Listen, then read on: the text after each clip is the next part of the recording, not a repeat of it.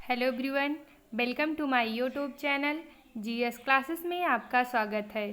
Friend, आज हम अपने इस वीडियो में खंड शिक्षा अधिकारी के प्रैक्टिस सेट नंबर 27 को सॉल्व करेंगे, जिसमें हम जीएस के सभी part as history, geography, polity, economics, science, environment, current व यूपी स्पेशल इन सभी के क्वेश्चन इसमें शामिल करेंगे। तो चलिए देखते हैं आज का हमारा फर्स्ट क्वेश्चन। हमारा फर्स्ट क्वेश्चन है, खेलो इंडिया यूथ गेम के तीसरे संस्करण का आयोजन हाल ही में कहाँ किया गया? इसका राइट आंसर है ऑप्शन नंबर बी, गुवाहाटी।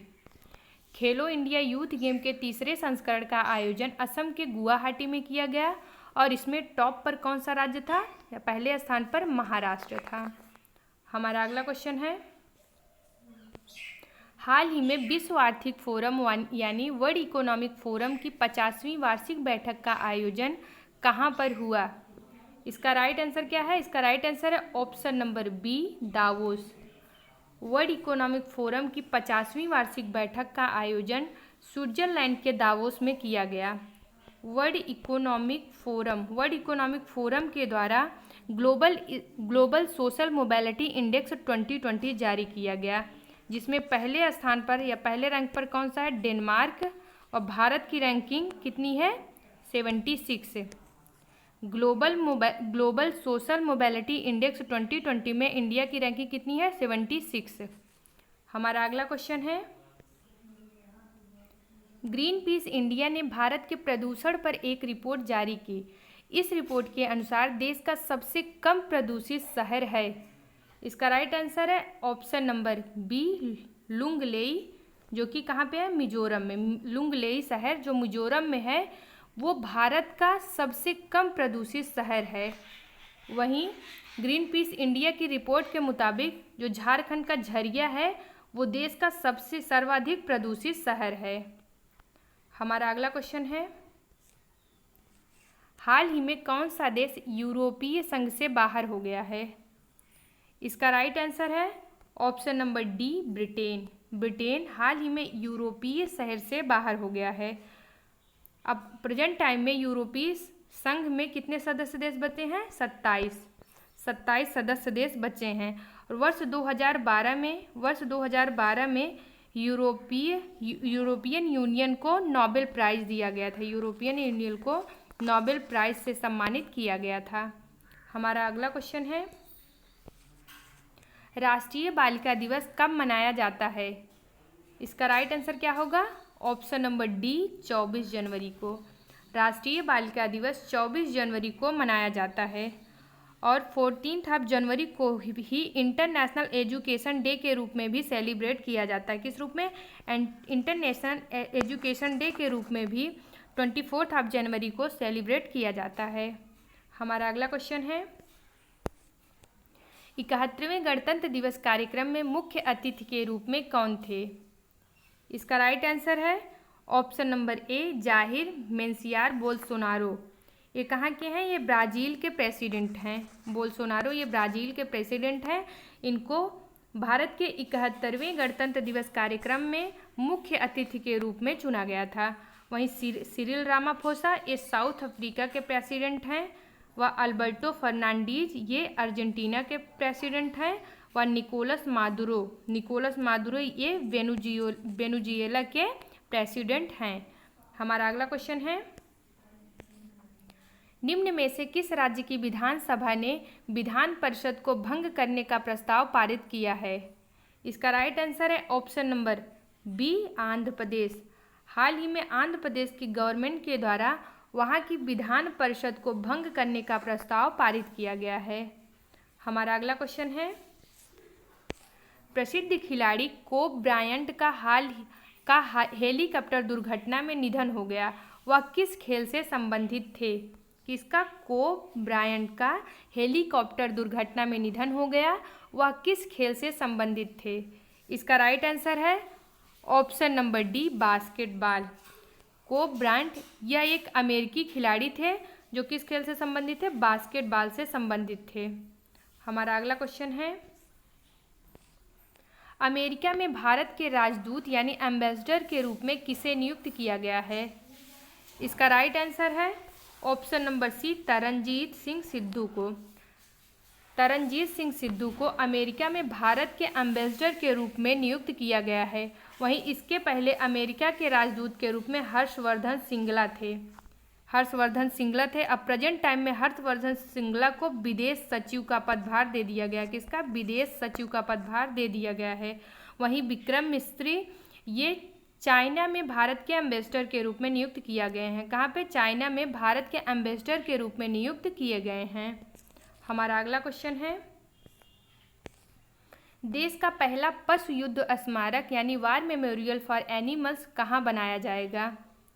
इसका right answer option number A, Uttar Pradesh के मेरठ में। देश का पहला वार मेमोरियल फॉर एनिमल्स यह उत्तर प्रदेश के मेरठ जिले में बनाया जा रहा है। हमारा अगला क्वेश्चन है, आईसीसी ने वर्ष 2019 के लिए पुरस्कारों की घोषणा हाल ही में की। इस संदर्भ में सही कथन है।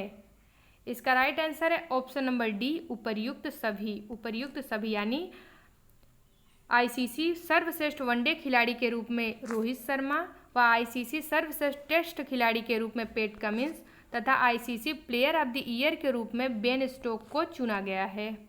हमारा अगला क्वेश्चन है, निम्नलिखित में कौन एक सही सुमेलित नहीं है? इसका राइट आंसर है ऑप्शन नंबर डी, 10 मई विश्व रेड क्रॉस दिवस। क्योंकि विश्व रेड क्रॉस दिवस ये 10 मई को नहीं कब मनाया जाता, 8 मई को मनाया जाता। 8 मई को विश्व रेड क्रॉस दिवस के रूप में मनाया जाता है।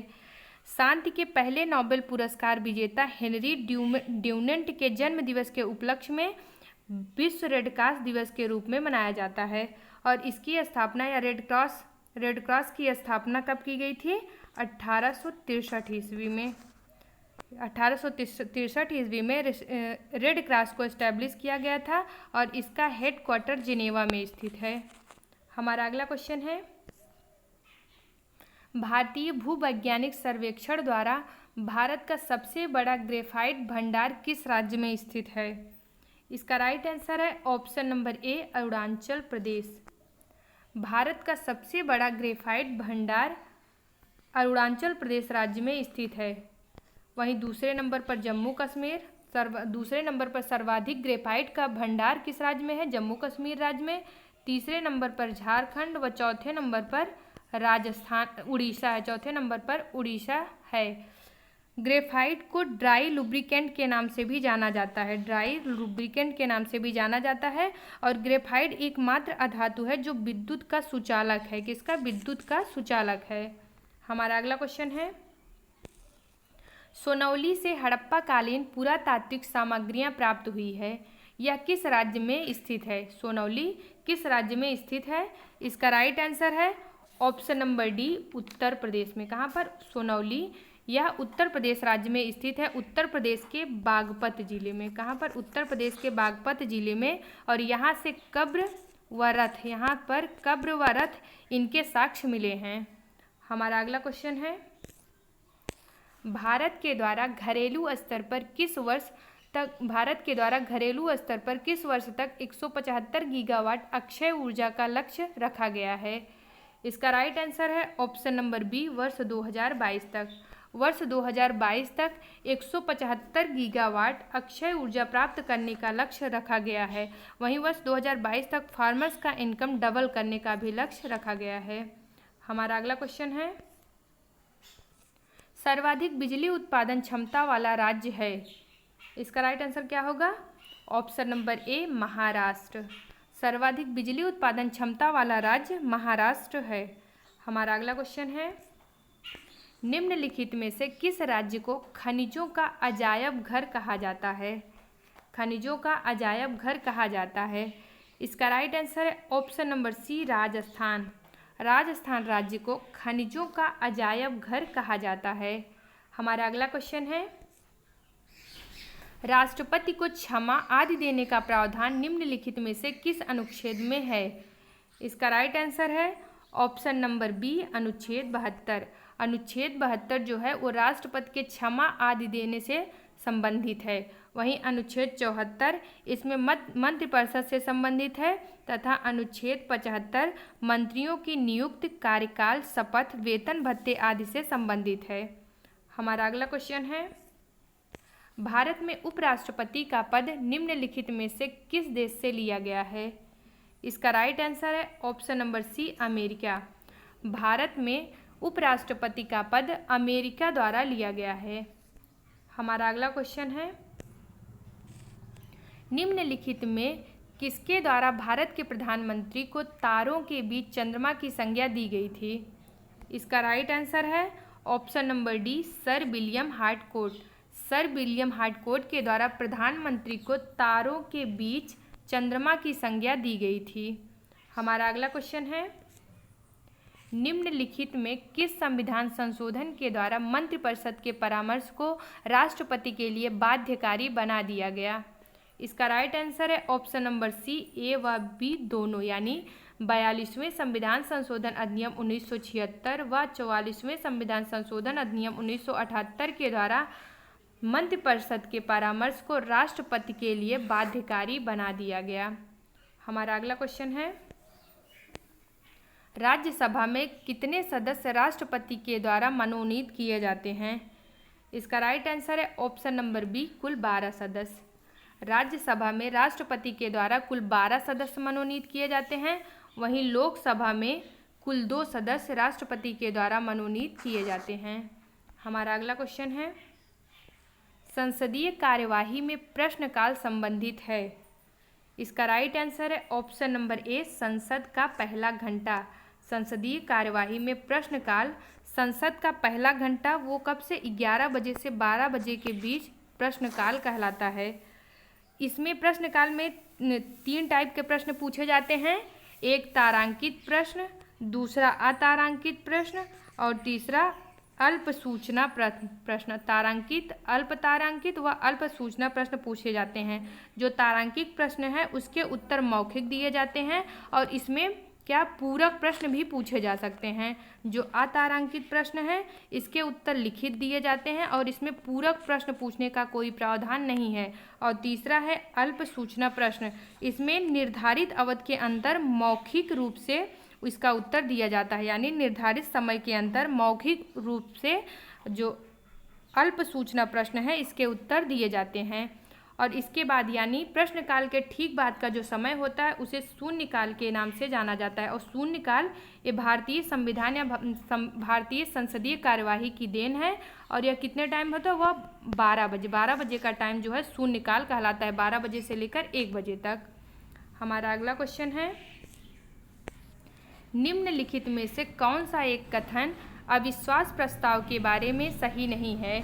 इसका राइट आंसर है ऑप्शन नंबर डी, लोकसभा में इसे स्वीकार करने का कारण बताना आवश्यक है।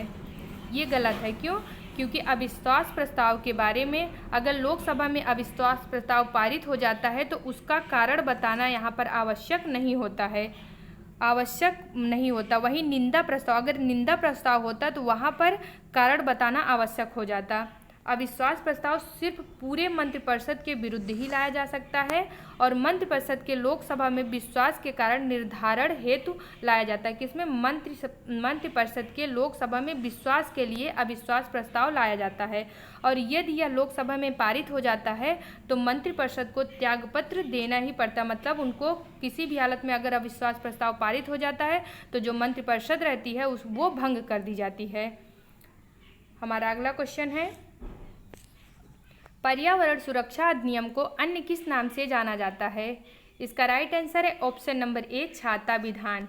पर्यावरण सुरक्षा अधिनियम 1986 इसको छाता विधान के नाम से भी जाना जाता है।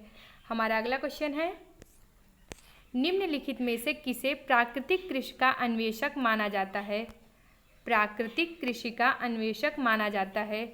इसका राइट आंसर है option number A, Masanobu Fukuoka. Masanobu Fukuoka को प्राकृतिक कृषि का अन्वेषक के रूप में जाना जाता है। फुकुओका एक जापानी किसान एवं दार्शनिक है। कहाँ के? जापानी किसान एवं दार्शनिक हैं। हमारा अगला क्वेश्चन है, पर्यावरण संरक्षण के लिए किस देश के द्वारा ग्रीन आर्मी प्रारंभ किया गया? इसका राइट आंसर है ऑप्शन नंबर सी, ऑस्ट्रेलिया। पर्यावरण संरक्षण के लिए ऑस्ट्रेलिया के द्वारा ग्रीन आर्मी लॉन्च किया गया। हमारा अगला क्वेश्चन है, पृथ्वी का सर्वाधिक बृहद पारिस्थितिकी तंत्र निम्नलिखित में से कौन है? इसका राइट आंसर है ऑप्शन नंबर डी, जैवमंडल। जैवमंडल ये पृथ्वी का सर्वाधिक बृहद पारिस्थितिकी तंत्र है। जैवमंडल में जलमंडल, वायुमंडल व स्थलमंडल ये तीनों शामिल होते हैं। इसको क्या बोलेंगे? जैवमंडल। हमारा अगला क्वेश्चन है, प्रथम भारतीय शासक कौन था जिसने अरब सागर में भारतीय नौसेना की सर्वोच्चता स्थापित की? इसका राइट आंसर है ऑप्शन नंबर बी, राजराज प्रथम। चोल शासक राजराज प्रथम वह प्रथम भारतीय शासक था जिसने अरब सागर में भारतीय नौसेना की सर्वोच्चता स्थापित की। चोल वंश का संस्थापक विजयालय था व इसकी राजधानी, चोलों की राजधानी तंजौर थी तथा चोल वंश का अंतिम शासक राजेंद्र तृतीय था। हमारा अगला क्वेश्चन है, राष्ट्रकूट साम्राज्य का प्रवर्तक कौन है? इसका राइट आंसर है ऑप्शन नंबर ए, दंतदुर्ग। राष्ट्रकूट वंश का संस्थापक किसे माना जाता है? दंतदुर्ग को माना जाता है। और राष्ट्रकूट इन्होंने अपनी राजधानी कहाँ बसाई थी? मान्यखेत में राष्ट्रकूटों ने अपनी राजधानी मान्यखेत में बसाई थी। वह राष्ट्रकूट वंश का अंतिम शासक कर्क द्वितीय था। कौन था? कर्क द्वितीय था। हमारा अगला क्वेश्चन है, जेजाक भुक्त निम्नलिखित में से किसका प्राचीन नाम है? इसका राइट आंसर है ऑप्शन नंबर बी, बुंदेलखंड का। जेजाक भुक्त बुंदेलखंड का प्राचीन नाम है। हमारा अगला क्वेश्चन है, रणजीत सिंह की राजनीतिक राजधानी लाहौर थी। किस नगर को धार्मिक राजधानी के रूप में जाना जाता था? इसका राइट आंसर है option number A, Amritsar. Amritsar नगर को रणजीत सिंह की धार्मिक राजधानी के रूप में जाना जाता था। 25 अप्रैल 1809 ईस्वी को रणजीत सिंह व ईस्ट इंडिया कंपनी इन दोनों के बीच अमृतसर की संधि हुई थी। 25 अप्रैल 1809 ईस्वी को रणजीत सिंह व ईस्ट इंडिया कंपनी इन दोनों के मध्य हुई थी। हमारा अगला क्वेश्चन है, जिस मुगल सम्राट में ईस्ट इंडिया कंपनी को बंगाल, बिहार और उड़ीसा की दीवानी प्रदान की? इसका राइट आंसर क्या होगा? ऑप्शन नंबर ए, शाह आलम द्वितीय। शाह आलम द्वितीय के द्वारा, जिसे अली गौहर के नाम से भी जाना जाता है, शाह आलम द्वितीय को अली गौहर के नाम से भी जाना जाता है। इन्हीं के शासनकाल में ईस्ट इंडिया कंपनी को बंगाल, बिहार व उड़ीसा की दीवानी प्रदान की गई। 1765 में हुई इलाहाबाद के संधि के तहत ऐसा किया गया। इलाहाबाद की संधि के तहत बंगाल व बिहार, उड़ीसा की दीवानी किसको दी गई? ईस्ट इंडिया कंपनी को प्रदान की गई। हमारा अगला क्वेश्चन है, फैजाबाद में 1857 के विद्रोह का नेतृत्व किसने किया? इसका राइट आंसर है option number C, Ahmadullah. Faizabad में 1857 का विद्रोह अहमदुल्ला के साथ, विद्रोह का नेतृत्व किसके द्वारा किया गया? अहमदुल्ला के नेतृत्व में किया गया। वहीं बेगम हजरत महल, इन्होंने 1857 के विद्रोह का कहाँ पर नेतृत्व किया? लखनऊ में। खान बहादुर इनके द्वारा बरेली में किया गया। तथा कुंवर सिंह, इन्होंने 1857 के विद्रोह का नेतृत्व बिहार में संभाला। कहाँ पर? बिहार में।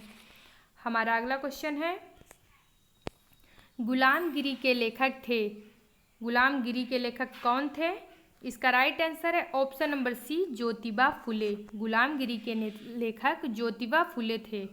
हमारा अगला क्वेश्चन है, शारदा अधिनियम के अंतर्गत लड़कियों के विवाह की न्यूनतम आयु कितनी निर्धारित की गई थी? इसका राइट आंसर है ऑप्शन नंबर बी, 14 वर्ष। शारदा अधिनियम के अंतर्गत लड़कियों के विवाह की न्यूनतम उम्र 14 वर्ष व लड़कों की विवाह की न्यूनतम उम्र या आयु 18 वर्ष निर्धारित की गई थी। हमारा अगला क्वेश्चन है, प्रथम विश्व युद्ध के दौरान सक्रिय होने वाला गदर क्रांतिकारियों का आधार स्थल था। तो गदर क्रांतिकारियों का आधार स्थल कहाँ पर था? इसका राइट आंसर है ऑप्शन नंबर सी, संयुक्त राज्य अमेरिका। गदर पार्टी की स्थापना लाला हरदयाल, किसके द्वारा? लाला हरदयाल के द्वारा 1913 ईस्वी में, लाला हरदयाल के द्वारा 1913 ईस्वी में किया गया था और इसका हेडक्वार्टर संयुक्त राज्य अमेरिका के सैन फ्रांसिस्को में था। कहाँ पर? सैन फ्रांसिस्को में था। हमारा अगला क्वेश्चन है, महात्मा गांधी ने कांग्रेस के किस अधिवेशन में सर्वप्रथम भाग लिया था? इसका राइट आंसर है ऑप्शन नंबर ए, कांग्रेस के कोलकाता अधिवेशन 1901 के कोलकाता अधिवेशन में महात्मा गांधी के द्वारा पहली बार भाग लिया गया था। हमारा अगला क्वेश्चन है, निम्नलिखित में से कौन सा एक नगर गंगा के किनारे नहीं बसा हुआ है? इसका राइट आंसर है ऑप्शन नंबर डी, कौशाम्बी।